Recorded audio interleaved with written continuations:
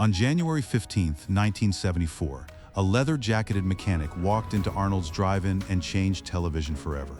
Happy Days was more than a show. It was a generation's heartbeat, a fantasy of sock hops, milkshakes, and simpler times. But behind those bright studio lights, real lives were quietly unraveling. Some cast members built Hollywood empires, others lost everything. And some of them never made it to see the reunion. What happened to the men and women who made Happy Days the #1 show in America? Stay with us, because some of these stories will break your heart. Henry Winkler was supposed to be a supporting character. Nobody planned for Fonzie to take over the world. But from the moment he slicked back that hair and hit the jukebox with his fist, audiences lost their minds. The Fonz was cool, loyal, and surprisingly vulnerable, a combination that made Winkler a global phenomenon by 1976. His leather jacket now hangs in the Smithsonian Institution. That is not a metaphor. That is a fact. During his 10 years on Happy Days, Winkler earned 3 Primetime Emmy nominations and won 2 Golden Globe Awards for Outstanding Actor in a Comedy Series. Despite never winning the Emmy during the show's run, he remained one of the most recognizable faces on the planet.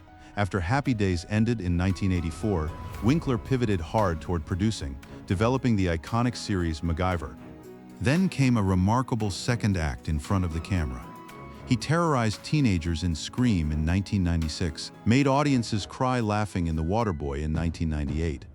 But nothing prepared anyone for what happened next. In 2018, at the age of 72, Winkler finally won his first ever Primetime Emmy Award, Outstanding Supporting Actor in a Comedy Series, for his devastating portrayal of the deluded acting teacher Gene Cousineau in HBO's Barry. He was nominated again in 2019, 2022, and 2023. In 2025, he hosted Hazardous History with Henry Winkler on the History Channel. In 2026, he turns 80 years old, and he still has not stopped working. Ron Howard arrived on Happy Days already a beloved child star from The Andy Griffith Show. As Richie Cunningham, the wholesome, wide-eyed teenager from Milwaukee, he was the show's moral center. Richie was the guy you rooted for, the friend you wanted, the son every parent dreamed of raising. And Howard played that sincerity without a single false note across 7 full seasons. He departed the series in 1980, not because his career was fading, but because his ambitions were exploding. Howard had been quietly directing on the side. His low-budget 1977 film Grand Theft Auto, which he co-wrote with his father, was the opening chapter of one of Hollywood's great directing careers. By 1982, he was directing Night Shift. By 1984, Splash with Tom Hanks. The momentum never stopped. Apollo 13 in 1995, A Beautiful Mind in 2001, which won him the Academy Award for Best Director. The Da Vinci Code in 2006. Solo, A Star Wars Story in 2018. In September 2024, Howard and Winkler reunited on stage at the Emmy Awards on a full recreation of Arnold's Drive-In to honor the show's 50th anniversary. The moment brought millions of viewers to tears. In 2026, at age 72, Ron Howard remains one of the most celebrated filmmakers alive. Upcoming projects include the fantasy film The Shrinking of Treehorn.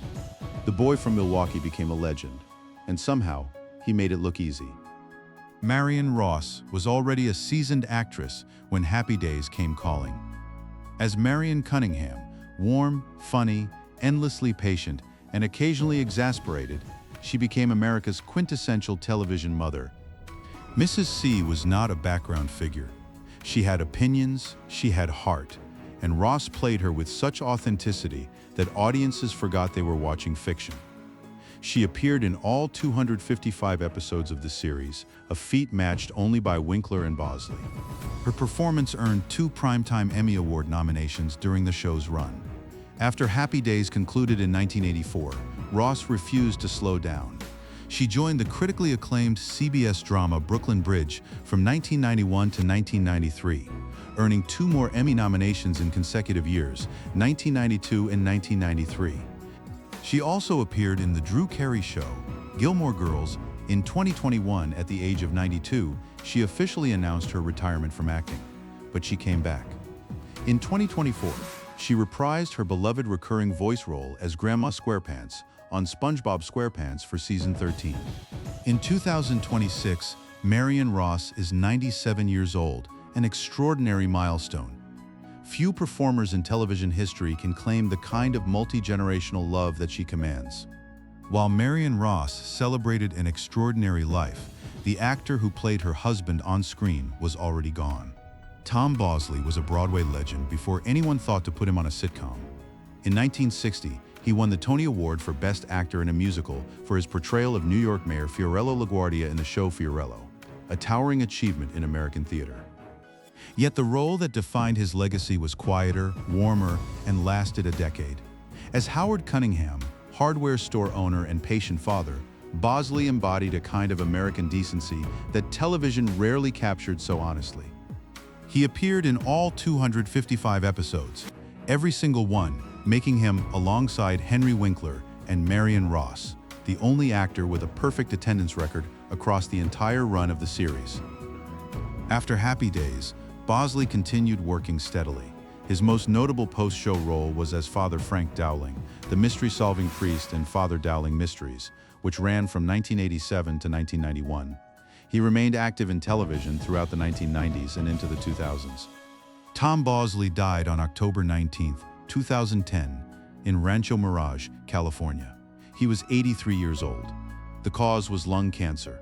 His co-star Marion Ross remembered him as a man who could make up or fix a joke for a better end scene at the drop of a hat. Henry Winkler, one of Bosley's closest friends, was devastated by the loss, but was unable to attend the private funeral, which was restricted to family only. Mr. C had left the building, and the Happy Days family would never quite be the same again. Scott Baio arrived on Happy Days in the season 5 premiere like a lightning bolt. Chachi Arcola, Fonzie's younger cousin, all swagger and vulnerability, was supposed to be a minor addition. Instead, he became the show's next teenage heartthrob. Girls plastered his face on their bedroom walls. Teen magazines fought over his covers, and his on-screen chemistry with Erin Moran's Joanie gave the show a fresh emotional engine, just as its original cast was beginning to move on. The success of Chachi earned Baio his own spin-off alongside Moran, Joanie Loves Chachi, in 1982. It lasted 2 seasons before being canceled, but Baio regrouped. In 1984, he landed the lead role in Charles in Charge, another hit sitcom that ran for 5 seasons and cemented his status as one of the decade's most recognizable TV stars. Throughout the 1990s, he appeared as a main cast member on Diagnosis: Murder. In the 2000s, his profile shifted when he starred in the reality series Scott Baio is 45 and single. In recent years, Baio emerged as a vocal political figure, speaking at the Republican National Convention in 2016. In 2025, he appeared as Braun in the action film A Line of Fire. At 65, his legacy remains tied to those sun-drenched days at Arnold's Drive-In and the memory of a girl named Joanie. Anson Williams was there from the very beginning. Potsie Weber, the lovable, not quite brilliant sidekick with the voice of an angel, appeared alongside Richie Cunningham in the original unaired 1972 pilot, making Williams one of the show's true founding members. Over 219 episodes, Potsie evolved from Richie's best friend into something more layered. A young man searching for his place, always singing when words failed him. His rendition of Gonna Find Her became one of the show's most memorable musical moments.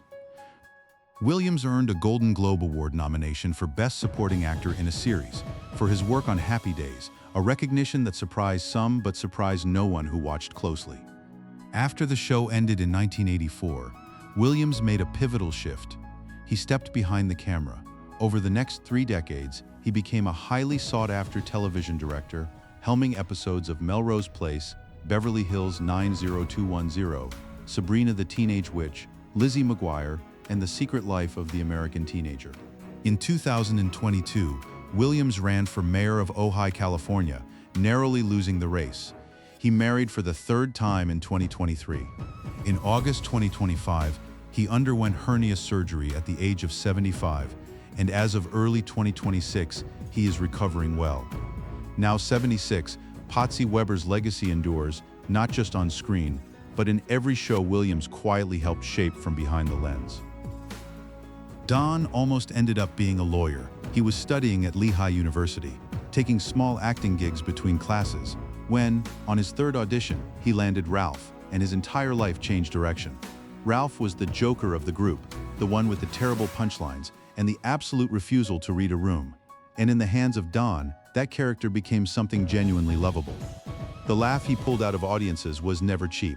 It was earned. He remained with the series through season 7, departing alongside Ron Howard in 1980 and returning for a guest appearance in the final season.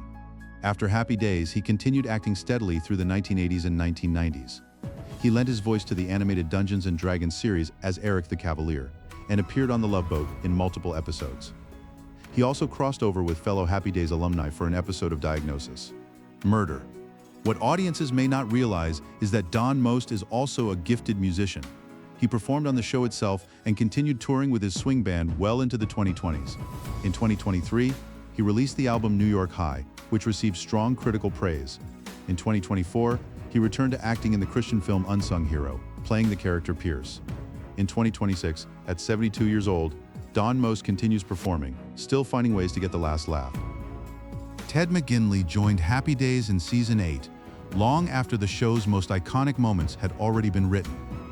As Roger Phillips, Marion's nephew turned Jefferson High coach and later principal, McGinley brought fresh energy to a series in transition. He was charming, athletic, and immediately likable. But history, perhaps unfairly, would attach a peculiar burden to his name. A website coined the term jumping the shark based on a Happy Days stunt, and McGinley's tendency to join shows at their twilight led to him being dubbed, against his will, the patron saint of that phrase. The label stung. In a 2024 interview with Variety, McGinley admitted it once cost him real professional opportunities, describing a period when things got genuinely dark. But he pushed through. His post-Happy Days career was substantial. He played Ace Covington Evans across 60 episodes of The Love Boat from 1983 to 1987, appeared in 34 episodes of Dynasty. At 67, Ted McGinley is still working, and clearly no one is jumping anything. Before Pat Morita ever set foot in Arnold's drive-in, his life had already contained more hardship than most people face in 10 lifetimes. Born in California in 1932, he developed spinal tuberculosis at age 2 and spent 9 years in hospital beds. Doctors said he would never walk.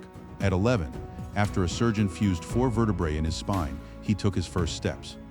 Then, during World War II, he was sent directly from the hospital to a Japanese-American internment camp, where his family had been held for the duration of the war. He began his comedy career in the early 1960s, performing stand-up under the nickname the Hip Nip, a deliberate act of reclamation in an era of profound racial hostility. His role as Arnold on Happy Days, which he played across 26 episodes beginning in Season 2 in 1975, made him one of the show's most beloved recurring figures.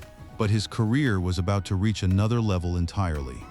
In 1984, Pat Morita was cast as Mr. Miyagi in The Karate Kid. His performance earned him an Academy Award nomination for Best Supporting Actor, the first Asian American actor ever nominated for that honor. He reprised the role in 3 sequels. He continued working until the final year of his life, lending his voice to Mulan in 1998 and appearing in television roles well into the 2000s. Pat Morita died on November 24, 2005, in Las Vegas, Nevada. He was 73 years old. Kidney failure took him, quietly, away from the cameras. She was 13 years old when she walked onto the Happy Days set. Joanie Cunningham, Richie's little sister, the bright-eyed girl who watched the world with wide curiosity, became one of American television's most beloved younger characters. Over 239 episodes, she grew from a mischievous child into a young woman with her own storylines, her own heartbreaks, and eventually her own spin-off. Joanie Loves Chachi debuted in 1982 alongside Scott Baio. Erin Moran was, for a moment, a bona fide star. But when Happy Days ended in 1984, the ground beneath her disappeared. Work became scarce. The transition from child star to adult actress proved brutally difficult. A lawsuit against CBS in 2012 over unpaid merchandising royalties briefly put her back in the headlines. Reports of financial trouble followed. By her final years, Moran was living quietly in Indiana, largely removed from Hollywood. She spoke candidly in interviews about how disorienting early fame could be, how the loss of structure and identity left her unmoored in ways she never fully recovered from.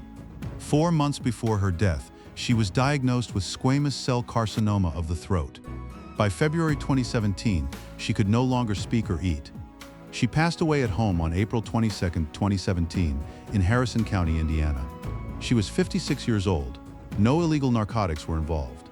Cancer, moving fast and quiet, had taken her. Her former castmates gathered to say goodbye. Ron Howard, Scott Baio, Marion Ross, Anson Williams, and Don Most all attended the memorial. Henry Winkler, her co-star since 1974, wrote simply, "Oh, Erin, now you will finally have the peace you wanted so badly here on Earth." In every rerun that still airs today, Joanie Cunningham lives, forever young, forever hopeful, forever home. 52 years later, the jukebox at Arnold's Drive-In still echoes in our memories and in our hearts. Some of these people built extraordinary second acts, and some paid a price that no amount of fame could ever justify. If this video moved you, drop a comment below with your favorite Happy Days memory, and make sure you don't miss our next video. Thank you for watching.